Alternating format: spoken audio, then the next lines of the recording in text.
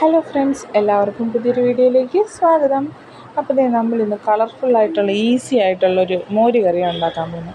സാധാരണ നമ്മൾ മോര് കറി ഉണ്ടാക്കുമ്പോൾ ഒരു യെല്ലോ കളറല്ലേ, പക്ഷേ ഇന്ന് നമുക്ക് ഇച്ചിരി വ്യത്യസ്തമായി തന്നെ ഉണ്ടാക്കാം. കുറച്ച് മുളക് പൊടിയും കൂടെ ഇടുമ്പോൾ ഒരു കളർ വ്യത്യാസം വരും, പക്ഷേ ടേസ്റ്റിനൊന്നും കുഴപ്പമില്ല. എന്നാൽ നല്ല കളർഫുള്ളായിട്ട് തന്നെ ഇരിക്കുകയും ചെയ്യും. അപ്പോൾ ഈസിയാണ്, ഉണ്ടാക്കുന്നത് എങ്ങനെയാണെന്ന് നമുക്ക് നോക്കാം.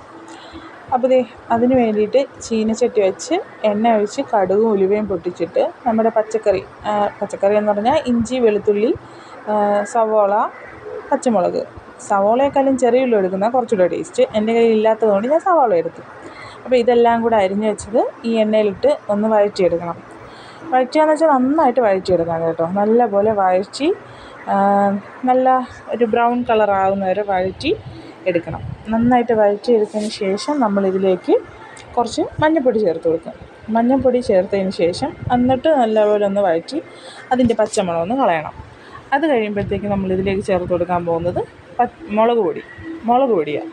മുളക് പൊടിയും കൂടെ ചേർത്ത് അതിൻ്റെ പച്ചമണം ഒന്ന് മാറ്റി നല്ലപോലെ മാറ്റിയെടുത്ത് കഴിഞ്ഞതിന് ശേഷം നമ്മളിതിലേക്ക് നല്ല മിക്സിയിൽ അടിച്ച് വെച്ചേക്കുന്ന കട്ടത്തൈര് നല്ല മിക്സിയിലിട്ട് നന്നായിട്ട് ഉടച്ചെടുത്ത് വെച്ചേക്കുന്ന ആ തൈരും കൂടെ ഇതിലോട്ട് അങ്ങ് ഒഴിച്ചു കൊടുക്കും. നമ്മൾ തേങ്ങയൊന്നും അരച്ച് ചേർക്കുന്നില്ല.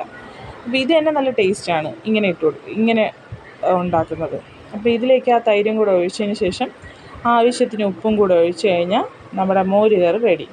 ഇങ്ങനെ തൈര് ഒഴിച്ച് കഴിഞ്ഞിട്ട് പിന്നെ തീ കത്തിക്കണ്ട, തീ അങ്ങ് ഓഫ് ചെയ്തിട്ട് ഇതെല്ലാം കൂടെ നന്നായിട്ട് മിക്സ് ചെയ്തെടുത്താൽ മതി. നമ്മൾ സാധാരണ ഉണ്ടാക്കുന്നതിൽ ഒരു വെറൈറ്റി കളറല്ലേ. അപ്പോൾ വീഡിയോ കണ്ടിട്ട് ഇഷ്ടപ്പെട്ട എൻ്റെ ഈ ചാനലൊന്ന് സബ്സ്ക്രൈബ് ചെയ്യാൻ മറക്കരുതേ. Thank you for watching.